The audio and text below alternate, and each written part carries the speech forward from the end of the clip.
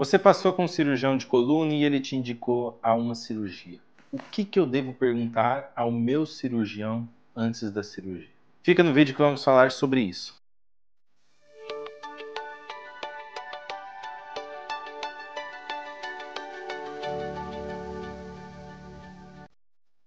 Toda cirurgia é um processo. Tem vários passos que demandam para até o ponto final, que é a recuperação completa do paciente. Então, o primeiro passo, que é o mais importante para nós cirurgiões, é indicação. Então, a primeira pergunta que eu acho que você deve fazer ao seu médico é: doutor, por que eu estou sendo submetido a essa cirurgia? Parece uma pergunta meio boba, né? Se você for ver, o médico poderia falar: porque você me procurou, porque você tem dor. Mas, na verdade, essa pergunta é um dos temas mais importantes quando nós falamos em cirurgia, principalmente em coluna. Porque, a depender do que o paciente tem, a gente vai fazer essa cirurgia ou aquela cirurgia. E isso é super importante, isso eu deixo muito bem explicado para os meus pacientes. Olha, eu vou fazer essa cirurgia para você e não essa ou essa, porque na minha opinião o seu caso tem esses pormenores, ao invés disso aqui que geralmente seria indicado fazer essa ou essa cirurgia. Isso é super importante. Não existe só uma cirurgia para o mesmo problema. Há várias formas de nós tratarmos aquele paciente e esse paciente, a depender do que ele tem, ele pode ser tratado de 3, 4 formas diferentes. Então, aquele momento que o cirurgião tem para te explicar: olha, eu estou te indicando essa cirurgia da coluna lombar, por exemplo. Por essa via é por conta que essa via eu vou encontrar uma facilidade em chegar na sua hérnia de disco, ou por essa via eu terei mais visibilidade do seu problema e aqui eu terei menos riscos de causar iatrogenicamente uma lesão neurológica. Ou vou fazer a cirurgia sua por essa via porque eu quero que no seu resultado final eu traga uma melhora na curvatura da sua coluna. Então, essas perguntas, por que o doutor escolheu essa cirurgia para o meu caso, é super importante. Às vezes, ficaria mais simples de você perguntar se você ter em mente quais as outras opções. E para isso tem o canal. Aqui você tem vários vídeos falando de diversas cirurgias. Você poderia chegar no seu médico e falar: doutor, eu sei que você indicou essa cirurgia para mim, mas eu vi na internet que tem essa opção, essa opção e essa opção. Qual o benefício que você vê em indicar essa e não essas outras opções? Ele vai te explicar direitinho e você vai se sentir mais seguro no processo cirúrgico. Outra pergunta importantíssima: doutor, quanto tempo vai demorar a minha cirurgia? Isso é importante você saber, até para deixar os seus familiares mais tranquilos. Você entrou no centro cirúrgico às 7 da manhã, que hora que é esperado você está saindo do centro cirúrgico? Isso vai dar uma ideia de quão longo é o processo da cirurgia em si, e esse tempo de cirurgia também vai falar quão difícil é a sua cirurgia. Naturalmente, cirurgias mais demoradas são geralmente cirurgias mais delicadas, mais difíceis, que envolvam um processo anestésico mais difícil. E aí vem a outra pergunta: doutor, que tipo de anestesia eu serei submetido na minha cirurgia?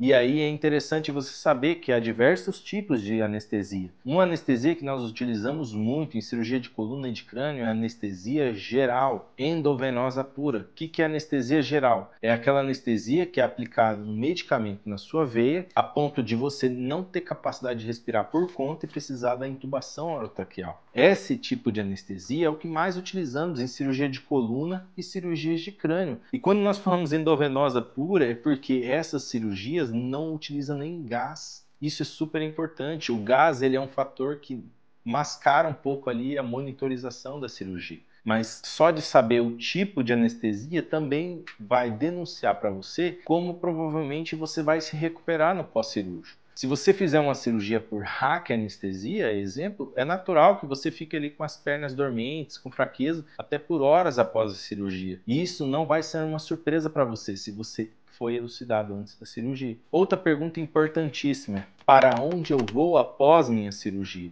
Isso vai definir para você também quão grave ou quão complexo é esse processo cirúrgico. Se o seu médico já está prevendo que tem uma chance de você precisar de passar o pós-operatório em UTI, significa que pode ser uma cirurgia que tem uma taxa de sangramento um pouco maior, que pode ser uma cirurgia que, pelo tempo cirúrgico elevado, precise de uma recuperação pós-anestésica mais longa e por isso é optado ali o ambiente de UTI. Porém, se for uma cirurgia que você vai operar e vai para casa, significa que provavelmente é um tempo mais curto de cirurgia, é uma anestesia menos invasiva. Então, esse dado é importantíssimo até para você saber se planejar com seus familiares, se você vai precisar levar algum produto de higiene pessoal para o hospital. Se você vai ver seu familiar ali no pós-cirúrgico, você vai estar na enfermaria com seu familiar, se você vai estar na UTI sem seu familiar. Quando a gente fala em cirurgias em pediátrica, isso é importantíssimo. A criança saber se vai ou não ver o pai após a cirurgia é importantíssimo, né? Há hospitais aqui na minha cidade que eles não deixam a criança ficar com os pais em UTI. Isso é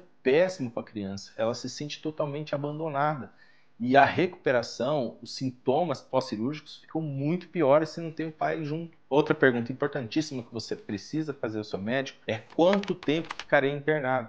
Essa previsão de internação vai levar em consideração várias coisas. Quando você vai estar retornando para sua casa, quando você vai poder retornar para suas atividades. Esse tempo de hospital é super importante. Quanto maior o tempo de hospital, maior o risco de complicações hospitalares, como infecção hospitalar. Essa informação geralmente o médico vai poder te dar. Pode ser que modifique ali no meio do caminho, sim, mas uma perspectiva é possível dar. Doutor, quando eu poderei sair da cama depois da cirurgia? Eu vou para a minha casa andando? Eu vou conseguir tomar banho sozinho?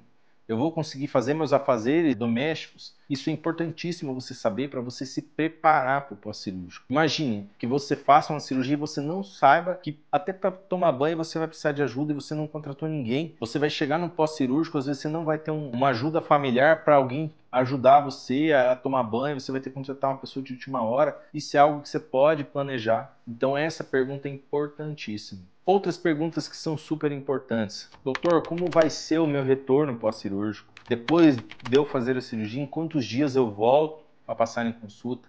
Isso vai fazer com que você tenha um planejamento pós-cirúrgico em relação a quando vai retornar com o médico. E nesse meio tempo, você ter também informações em relação ao que é esperado do normal da sua cirurgia. O que seria algo diferente que você teria que retornar antes. Perguntar se o corte, como que é os cuidados com o corte, se esse corte que foi feita a cirurgia, se é o normal sair secreção, como essa secreção vai sair. Se tiver alguma alteração em relação a esse corte, se você vai ter retorno antes, como você faz o contato para esse retorno mais fácil. Essas informações é importantíssima. Geralmente as cirurgias o paciente faz, ele fica um período curto no hospital. E esse acompanhamento pós-cirúrgico é importantíssima para que não tenha nenhum problema que possa reinternar, refazer a cirurgia, uma infecção que não foi cuidada inicialmente, o paciente chega já no estado grave devido a essa infecção que não foi orientada, saída de secreção purulenta na ferida. Essas são as perguntas que envolvem o ato operatório. Outras perguntas que seria interessante fazer é quanto tempo depois da cirurgia eu estarei voltando às minhas atividades de trabalho, geralmente. Isso vai te dar uma ideia de como você vai se planejar, como sua vida vai rodar em torno dessa cirurgia. Se você vai conseguir retornar ao seu trabalho antes, se você vai precisar ficar um tempo afastado, pegando um benefício talvez do INSS. Então essas são as perguntas que rodeiam um processo cirúrgico, mesmo da cirurgia mais simples, como é o exemplo de cirurgias que a gente faz para a cirurgia do túnel do carpo. Se você tem questionamentos que eu não falei nesse vídeo aqui,